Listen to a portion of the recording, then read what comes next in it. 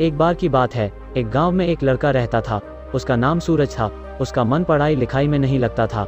वह जब भी किताबें निकाल कर पढ़ने बैठता था तो उसका मन पढ़ाई में नहीं लगता था। किताबें खोलते ही उसे बाहर जाकर अपने दोस्तों के साथ मस्ती करने का मन करता था। उसकी माँ ने उसे खेलने के लिए कभी नहीं रोका, सिर्फ इतना समझाती रहती थी कि खेलने के साथ साथ पढ़ना भी जरूरी होता है।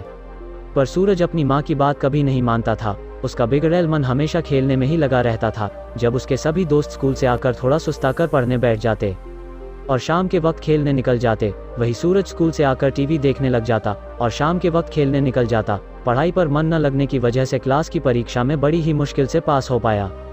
इतने कम नंबर देखकर उसकी माँ ने उसे खूब डांटा और पढ़ाई के लिए जोर देने को कहा। माँ के डर से सूरज पढ़ने तो बैठ जाता, पर उसका चंचल मन पढ़ाई में उसका साथ नहीं देता था। एक शाम उसकी माँ ने उसे बताया कि धोबी अभी तक उसकी स्कूल यूनिफॉर्म लेकर नहीं आया है, और अगर धोबी नहीं आया तो अगले दिन वो स्कूल नहीं जा पाएगा। उसकी माँ ने उसे बताया कि शायद धोबी बीमार पड़ गया होगा। माँ ने सूरज को उसकी स्कूल यूनिफॉर्म लाने के लिए धोबी के घर जाने को कहा। धोबी का घर पास ही एक बस्ती में था, इसलिए सूरज पैदल ही चल पड़ा। उस बस्ती में काफ़ी गरीब लोग रहते थे। उस बस्ती में तो कई घरों में बिजली भी नहीं थी, लेकिन सड़कों पर बिजली के खंभे लगे हुए थे जो चारों तरफ रोशनी फैला रहे थे।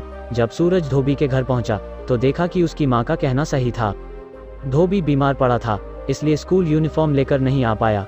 सूरज ने धोबी से अपनी यूनिफॉर्म ली और घर की तरफ चल पड़ा। सूरज रास्ते पर चल रहा था कि तभी उसकी नज़र एक खंबे के नीचे बैठे एक लड़के पर पड़ती है जो किताबें खोलकर पढ़ रहा था। उसकी लगन देखकर सूरज उसके पास गया और उससे कहा, आखिर तुम इतनी रात को सड़क पर बैठकर क्यों पढ़ रहे हो?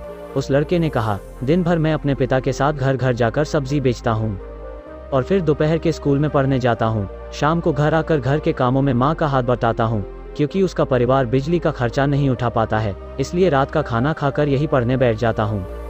उसकी बातें सुनकर सूरज को बहुत बुरा लगा और मन ही मन वह रो पड़ा।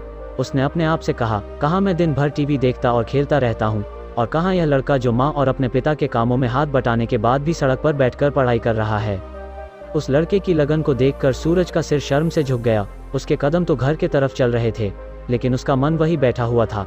घर पहुंचने तक उसने यह निर्णय ले लिया था कि आज से वो पूरा मन लगाकर पढ़ाई करेगा। सूरज के इस फैसले ने मानो उसे पूरी तरह से बदल दिया। सूरज सिर्फ पास ही नहीं हुआ, बल्कि अपने स्कूल के वार्षिक परीक्षा में फर्स्ट आया। इस कहानी से हमें बहुत कुछ सीखने को मिलता है कि अगर आप अपने मन में कुछ ठान लें तो उसे पूरा करने से आपको कोई नहीं रोक सकता।